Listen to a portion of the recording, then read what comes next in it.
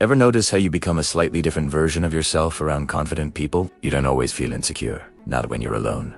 Not with close friends. But put you in a room with someone who speaks clearly, stands tall, answers without hesitation, and something in you shifts. Your tone changes. Your laugh sounds unfamiliar. You agree faster than you mean to. And later, you think, why did I act like that? You weren't lying, but you weren't fully there either. So what just happened? It's subtle. You're in a meeting. Someone speaks with certainty. No hesitation. Before you've even processed your own opinion, you hear yourself say, yeah, that makes sense. At a party, someone charismatic dominates the conversation. You nod more. You edit your stories. You laugh a little too quickly. Later, replaying it in your head, you feel diluted. This isn't just social anxiety, it's identity drift. Psychologists call part of this self-monitoring the tendency to adjust your behavior based on social cues. High self-monitors are skilled at reading the room. They adapt easily. But when adaptation becomes automatic, you stop choosing who to be. And that's where the quiet discomfort begins. Because identity isn't just what you believe, it's what you consistently express. When your expression constantly shifts depending on who's in front of you,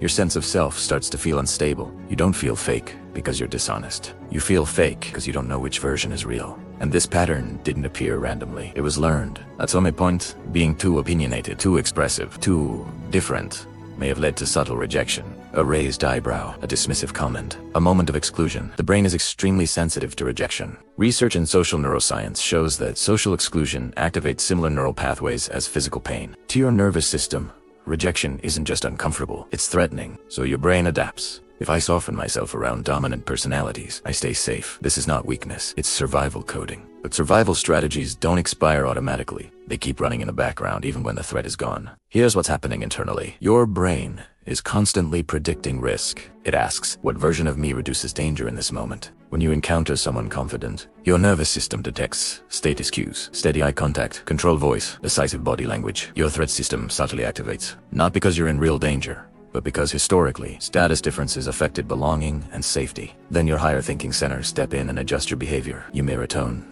You soften disagreement. You shrink just enough to avoid friction. This is called social mirroring. Normally, mirroring builds connection, but when it's driven by fear, it becomes overcorrection. Think of your identity like a thermostat. Healthy adaptation adjusts the temperature by 1 degree. Over-adaptation swings at 10 degrees, just to avoid discomfort. Each time you do this, your brain reinforces the pattern. No rejection, good strategy. Short-term safety, long-term self-erasure. So how do you interrupt something that feels automatic? Not by forcing confidence, not by dominating the room, but by retraining your nervous system to tolerate authenticity. First, slow the agreement reflex. When you feel the urge to instantly agree, pause for 3 seconds. Impulsive agreement is often threat. Pausing activates deliberate thinking instead of automatic protection. Instead of, yeah, totally, try. Let me think about that. That small delay teaches your brain that disagreement doesn't equal danger. Second, express one real opinion, not a dramatic one, just a genuine one. Instead of defaulting to anything's fine, say, I actually prefer Italian. Each authentic statement strengthens identity coherence. You build stability by repeating consistent self-expression. Third, regulate your body before you speak. Slow your breath, relax your shoulders. You can't think independently if your body believes it's under threat. When your physiology feels safe, your identity doesn't have to shrink. And finally, track the after social interactions.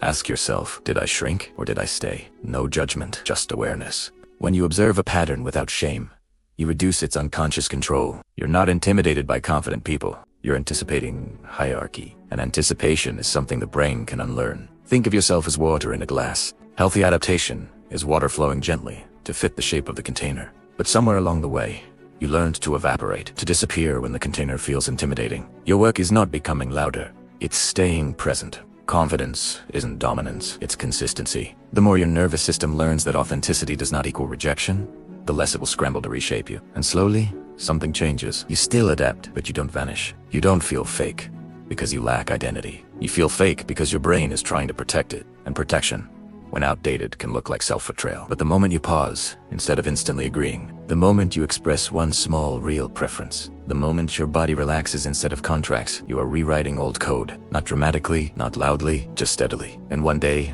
you'll walk into a room with someone confident, and you won't shrink. You'll simply remain.